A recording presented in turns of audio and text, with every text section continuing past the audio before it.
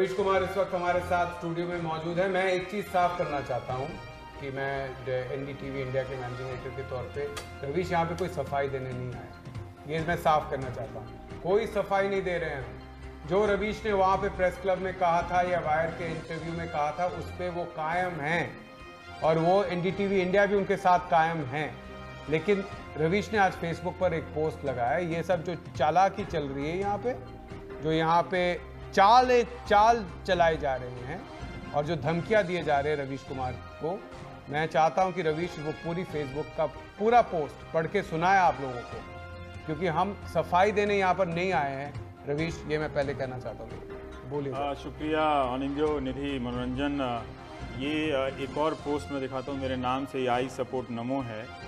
इसने ट्वीट किया है कि रवीश कुमार तर्क करते हैं कि 31% वोट पाने वाला पीएम जननेता नहीं हो सकता है, हाँ, लेकिन 2% की व्यूअरशिप वाले रवीश खुद को जनता का पत्रकार समझते हैं। तो एक बार ये दिखा दीजिए। ये आप देख सकते हैं कि यहाँ से इस तरह का बहुत मेरे खिलाफ इस्तेमाल होता है कि जैसे मैंने प्रधानमंत्री की आलोचना कर दी। एक बार वो कैमरा के पास ले जाते हैं। एक तो अगर आप प्रधानमंत्री की आलोचना नहीं करते तो इसका मतलब है कि कुछ गड़बड़ है। प्रधानमंत्री की आलोचना करनी ही चाहिए, हाँ? और ऊपर से आपने कहा कि, लेकिन ये बात मैंने नहीं कही कि वो उल्टा कहा नहीं है या जन नेता नहीं है। आपने ये बात उसका उल्टा कहा। आपने कहा कि पूरा ये नहीं है कि उनको कुछ कम मिला है, उनको भरपूर वोट मिला है। तो ये इस तरह से ये लोग चलाते हैं और ये एक ऐसा माहौल बना रहे हैं कि कोई अवतार हुआ है जिसकी हमें आलोचना नहीं करनी है। तो मैं नहीं मानता कोई अवतार हुआ है, मैं उसकी आलोचना करूँ। मैं इसमें एक चीज़ कहना चाहता हूँ कि जब रवीश की रिपोर्ट करते थे, सुनील ये दिखा रहे हैं अभी, सुनील सैनी, हमारे सुनील को मैं बोलूँगा थोड़ा सा रुक जाए, फिर से हम पूरा पढ़ के सुनाएंगे।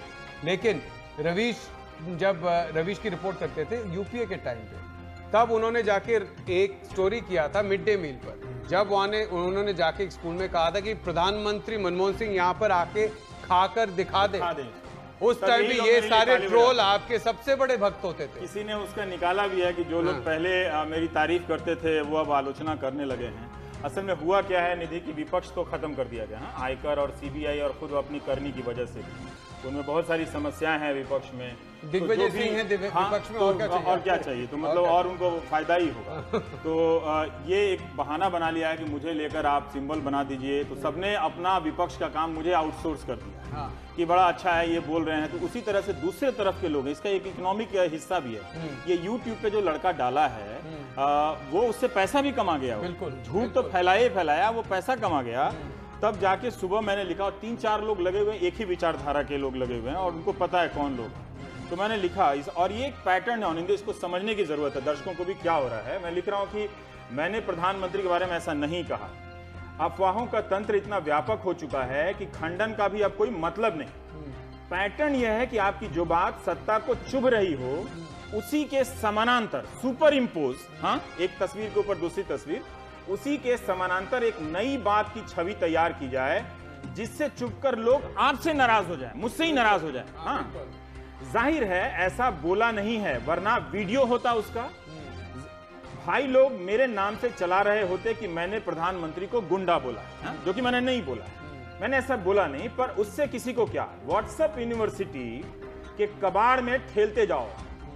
सो भाई लोग खेल रहे हैं, जो मर्जी आ रहा है। पैटर्न इसलिए कहा ताकि पाठक, ये जो दधीच ने इस्तेमाल किया, मैं नहीं चाहता पर मैं करता हूं, कुतिया कुत्ते की मौत मर गई। हाँ, बाद में उन्होंने कहा शायद कि मेरे कॉलोनी में कोई कुतिया मर गई, लेकिन एक गड़बड़ उनका हो गया। पालते हैं वो बहुत अपने पालतू से प्यार करते हैं। जो लोग गाय पालते हैं, मैं गाय पालता था बचपन में, तो जीप पर निनाय हो जाता था ना, तो रगड़ती थे, हाथ से दवा रगड़ते थे कि एक दिन जब वो नहीं खाती थी तो मेरा मन नहीं लगता था।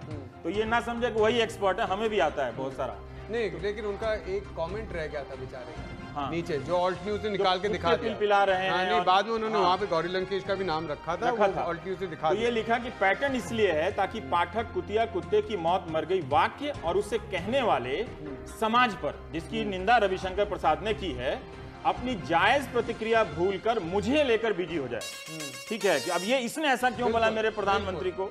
याद है एक बार प्रधानमंत्री ने कहा था कि मीडिया हेडलाइन बनाता है कि BMW कार ने दलित को कुचला।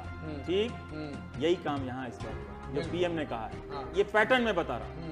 आप BMW एक्सीडेंट की सारी खबरें सर्च कीजिए, कहीं आपको नहीं मिलेगा कि BMW कार ने दलित को कुचला। लेकिन वो तो कहेंगे मेरा मतलब ये नहीं था, मीडिया गलत हेडलाइन बनाता है। मगर अगर किसी दलित को मैंने लिखा है कि कार को क्या पता ये करें, लोगों को पता लगा कि सही बात है, मगर ये इमेज की मिक्सिंग थी, सुपर इम्पोजिंग थी। मैंने इस बारे में तब नई सड़क.org पर लिखा था, आप पढ़ सकते हैं। 2 अलग अलग घटनाओं की रिपोर्टिंग को मिलाकर एक नया तथ्य गढ़ा गया जो कि झूठ था, जो प्रधानमंत्री ने कहा था कि BMW ने दलित को कुचला। BMW कार की दुर्घटना की रिपोर्टिंग में कभी भी दलित नहीं लिखा गया। जरूर जहां दलित को घोड़े पर नहीं चढ़ने दिया गया वहां दलित नहीं लिखेंगे तो क्या लिखेंगे? क्या राजू को घोड़े पर नहीं चढ़ा दिया गया, चढ़ने दिया गया, इसका कोई मतलब है? इसका कोई मतलब नहीं। तो दलित ही लिखेंगे, क्योंकि आप जातिगत कारण से एक जाति के समूह ने उसको घोड़े पर नहीं चढ़ने पहले होता था ना, member of one community fought another community. मैं आगे लिखता हूं कि इसलिए ऐसे बयान दिए जाते हैं ताकि यह कहने की गुंजाइश बची रहे कि आप बात को समझे नहीं, मगर मेरा मतलब वो नहीं था कि आड़ में इमेज के सहारे तर्क गढ़ने की कोशिश की गई। ये एक मनोवैज्ञानिक रणनीति के तहत किया जाता है। यही कोशिश मेरे नाम से प्रधानमंत्री को गुंडा कहना जोड़कर की जा रही है। पहले किसी ने YouTube पर मेरे ही भाषण का कैप्शन लगाया, अब WhatsApp पर इसे चलाया जा रहा है। मैंने ऑनलाइन जगत के एक हिस्से को गुंडा और हत्यारा जरूर कहा है। प्रधानमंत्री के लिए कभी ऐसे शब्द का इस्तेमाल नहीं किया। जो भी मुझे बदनाम करने के लिए ऐसा कर रहा है, वो लोगों को प्रधानमंत्री को देखने का एक नजरिया दे रहा है और पैसा भी कमा रहा है। YouTube में वो पैसा कमा रहा है, फोकट का नहीं है, उन्हीं का अपमान कर रहा है। मैंने इस तरह के काम करने वालों को गुंडा कहा है, अभी भी कह रहा हूं, ना कि प्रधानमंत्री को। आखिरी है, प्लीज नेताओं के इतने भी काम मत आइए। हमने देखा है 20 साल की पत्रकारिता में, समझिए आपसे झूठ फैलवाकर आपका इस्तेमाल हो रहा है। तुम उनके लिए यूज एंड थ्रो कलम से ज्यादा कुछ भी नहीं। जब इस्तेमाल के बाद फेंक दिए जाओगे तो वहीं मिलोगे जहां तुम्हारा फैलाया हुआ कचरा जमा है। लगता है IT सेल ने तुम्हें ये हमला करने की जिम्मेदारी दी। और मैंने 2-3 लोग, जो ये लाल रंग का चल रहा है कि ये PM वाला जो है, ये आप देख सकते हैं अलग अलग फॉर्मेट में।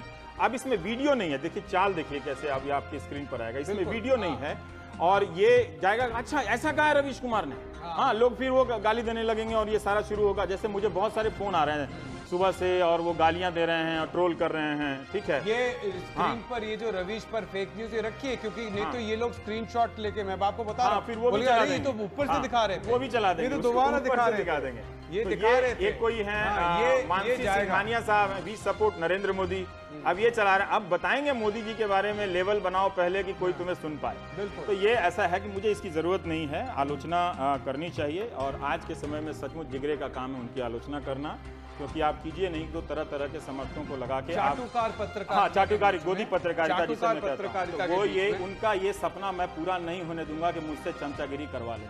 एक और वो चाहे जिसको जो करना है, जितनी भीड़ लगानी है लगा लें, मेरे से वो सपना किसी का पूरा नहीं होने वाला। पत्रकारिता ऐसा हो गया है, चाटुकार पत्रकारिता की बिहार में आप जानते हैं कि कल एक पत्रकार को लूट के वक्त गोली मारी गई, बच गए शायद वो, उनको कम से कम अटेम्प्ट टू मर्डर था, जो शायद NDTV ने सबसे पहले ब्रेक भी किया था। उसके बाद मैंने देखा कि बहुत सारे चाटुकार पत्रकार बोल रहे हैं कि ये सिलेक्टिव आउटरीच है। वहां पे पत्रकार को गोली मार के गौरी लंकेश में आप लोग क्यों नहीं कैंडल लाइट विजिल कर रहे हैं? तो लूट में गोली चलाई गई और एक औरत जो लड़ती थी, आप उनके साथ हो ना हो वो अलग बात है। नहीं, वेद प्रताप वैदिक ने बड़ा अच्छा लिखा है। मान लेते हैं कि वो नक्सलियों की समर्थक थी, मान लेते हैं कि वो ऐसा कर रहे हैं, क्या लिखने की सजा किसी की हत्या हो सकती है क्या?